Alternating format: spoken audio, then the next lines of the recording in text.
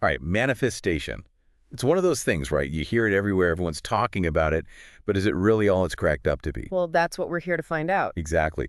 So we're diving deep into this podcast episode. They're all about manifesting your deepest desires, using the power of positive thinking and all that. But is it just wishful thinking? Or could there be something more to it? See, and that's what I find so interesting about this podcast right off the bat. They don't just brush over what positive thinking actually means, you know? Yeah, it's easy to just slap on a smile and call it a day. Right. But they actually go deeper, talking about it being more about like a real mindset shift. So less about toxic positivity and more about actually, changing your perspective. Exactly. It's about like consciously focusing on solutions, on the possibilities, believing that good things can happen, even if, things don't always go your way. Okay, so it's more about choosing where you focus your energy, not just pretending everything's perfect. Precisely. And that's where this whole law of attraction thing comes in, which I have to say can be a bit confusing. Yeah, like just wishing for $1,000,000 is going to make it rain cash. I'll admit I'm a bit skeptical about that part. As you should be. It's not magic, and the podcast even says that. It's more about this idea that, like, attracts, Okay, so if you're constantly thinking negative thoughts, you're going to attract negativity. Right. But if you're focused on solutions, on being positive, you're more likely to see opportunities when they pop up. Instead of being blinded by doubt. Okay, I see where they're going with this. But did they give any, real-life examples? They did, and they use some pretty big names to illustrate their point, like Oprah. Oprah. Yeah, okay, I can see that. Right. I mean, everyone knows her story, how successful she is. Mhm. But what people forget is all the adversity she overcame. She definitely didn't have it easy. It took a lot of, resilience to get to where she is today. Exactly. And while they don't say it's all because of positive thinking, the podcast really highlights how her belief in herself, her ability to see the good, even when things were tough, it probably fueled her actions. So it's not like she just manifested her success out of thin air. Right. It's more like her mindset played this crucial role in her journey. Exactly. It's a subtle difference, but it's important. They also talked about Jim Carrey, which always gets people going. Specifically, that whole thing about him writing himself that check. Oh yeah, the classic visualize it and it shall come story. Isn't that a bit simplistic? Of course. The check itself wasn't magic or anything. It's more about what it represents, The visualization, that unwavering belief. Yeah. It's like he embodied that belief so much that it pushed him forward. So even if it's not about the universe magically delivering, that belief can be a powerful motivator. Exactly. It can give you the guts to take risks, to work harder, to see those opportunities that other people might miss. Interesting. So it's less about sitting back and wishing and more about aligning your mindset with your actions.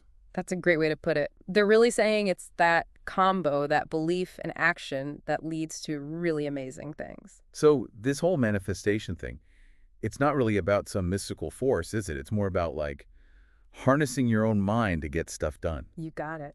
And speaking of getting stuff done, this podcast didn't just leave us hanging with vague ideas. They actually gave some pretty concrete tips, for putting this stuff into action. Okay, now that's what I'm talking about. I'm all for a good mindset makeover, but I like some practical steps, What did they suggest? Was it all crystals and moon rituals? Not quite, thankfully, though I'm sure there's a time and place for all that. But no, these tips were actually pretty down to earth, starting with setting clear intentions. Makes sense.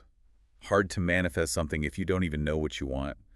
But isn't that just basic goal setting? It's more than that, they say. It's about getting super specific, instead of more money, it's I want to earn X amount by doing Y so I can Z. You got to get detailed. So you really connect with the goal, not just throw it out there. Exactly. And that kind of naturally leads to the next tip, visualization. Like that Jim Carrey story, remember? They're big on really picturing your desired outcome. Okay, so we're setting intentions, then visualizing them. This is getting a little woo-woo, right? Do they back any of this up with, science stuff? Well, they did touch on the fact that visualization has been around forever in tons of different cultures and practices. And while the science is still kind of debating how it works, there is some evidence that imagining something can actually fire up similar parts of your brain as actually doing it. So maybe it's not magic, but our brains are just wired kind of funny. That's pretty cool, actually. What else did they have? Affirmations. Those positive statements you repeat to yourself. Oh, yeah, like I'm attracting abundance or whatever. You know it. And while it might seem kind of silly just saying words, The podcast made a good point about how it can help rewire those negative thought patterns we all have deep down. Like, if you're always thinking you'll fail, repeating the opposite enough times might actually make a difference. It's like brain training for success. And of course, no personal development spiel would be complete without gratitude, which they talked about too. Of course. Can't forget gratitude. It's all about appreciating what you've already got. And they tied it back to manifestation by saying that when you're focused on the good, you're more likely to attract more good. Makes sense, right? Yeah, like you're shifting from a scarcity mindset to abundance, Hmm. which probably affects your choices and all that. Exactly. And that brings us to their last tip, and honestly, maybe the most important one, taking action. Oh, here we go. Mhm. I knew it couldn't all be just thinking happy thoughts. Right. You can't visualize a clean house and expect the dishes to magically wash themselves. Exactly. They were very clear that positive thinking alone isn't enough. You got to use it as fuel, along with those intentions and visualizations to actually make moves. That's the thing, isn't it? You can't just think it and it'll happen. Nope.